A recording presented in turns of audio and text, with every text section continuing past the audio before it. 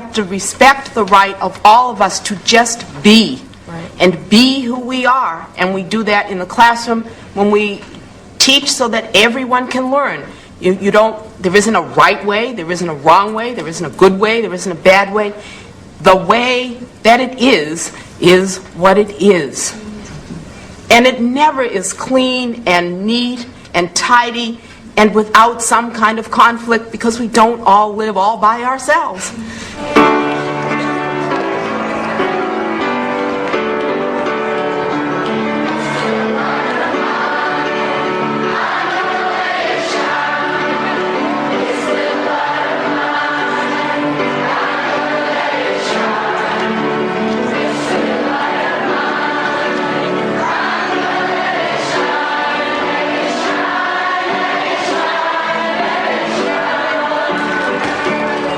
Imagine if every time I went to play soccer, I had to hide my right shin.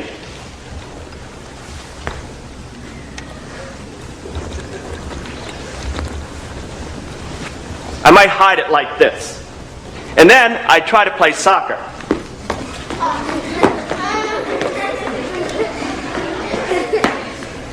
It wouldn't be easy, but I could do it. It would take a lot of energy to play soccer and also hide my leg. Well, at CFS, I don't have to hide. So I can play soccer with two legs. Yep. At CFS, I can tell the truth that I'm a gay man.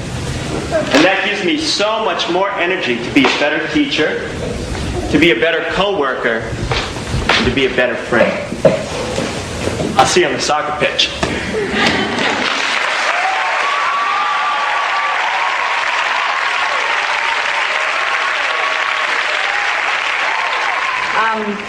Think about if you personally yourself have ever heard anybody using a word that would make a gay person feel bad, or that you think would be really hurtful to a gay person. And think about how it made you feel.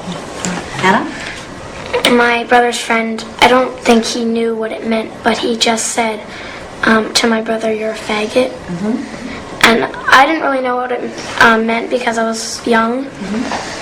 But then my brother told me, and I felt really bad for the people that I knew that were gay, mm-hmm. because there was somebody just two people that lived down the road that were lesbians.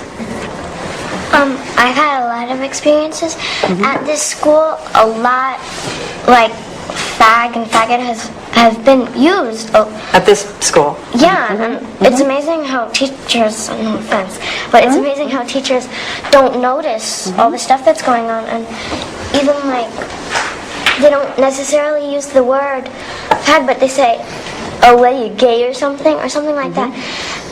And it's really, it makes you feel like weird in your stomach. Okay, so it's great you brought that out. Julia? Yeah, to it, okay? The book is called Asha's Moms, or Mums, really. Okay, we'll take comments and questions at the end of the story. Here we go.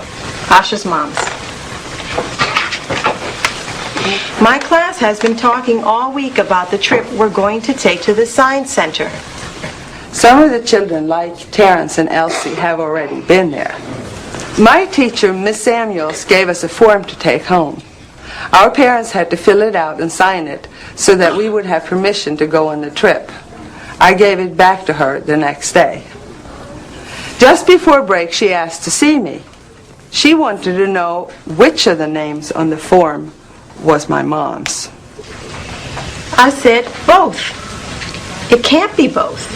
You can't have two moms, she said briskly. But I do. My brother and I have two moms, I protested. Corrine and Judy were listening to me.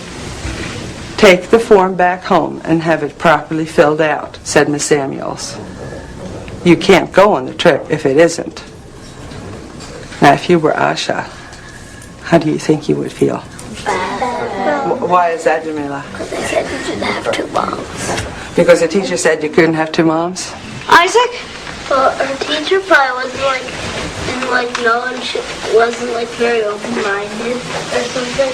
Like maybe their teacher like knew about having two moms and being lesbian, but she like didn't like people like that.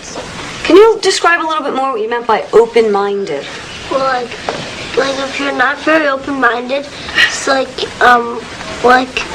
you know, like let's say there's like a new kind of vegetable or something, and if you're not very open-minded, then you won't try it because you're not like like to try new things and stuff. And if you are open-minded, then you would like to try it. And then so like if she wasn't very open-minded, then she wouldn't she'd be prejudiced. The most challenging part has been, first of all, I'm Latina, specifically I'm Puerto Rican, first generation, so that my culture taught me that to be gay or lesbian was wrong. It was tabooed. And so I brought that with me because I don't stop being Puerto Rican when I enter this building. And here she is with her mom, one of her moms. And so I had to work really hard on that. I think that I'm a better teacher now because I know that in the classroom I have to be there here for all of my students. I have to affirm who they are. And for my children who are children of gay or lesbian families, I need to create an environment in which they feel comfortable to come in and talk about, last night we went out for pizza with my two moms. Or my two dads and I, we went out swimming.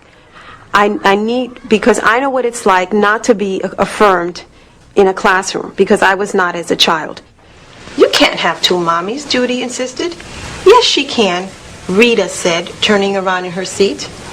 Just like you have two aunts and two daddies and two grandmas, yelled Diane from across the room. Diane likes to yell. So what happened here? When Rita turned around and said, yes, she can. What happened? Yeah. Her friend stood up for her. Her friend stood up for her. Daniela? Do you believe I have two moms? What'd she say? Say that again to Do people. you believe I have two moms? Do I believe you have two moms? Yes, I do. So you're very happy to have your moms here today? Yeah, I can tell.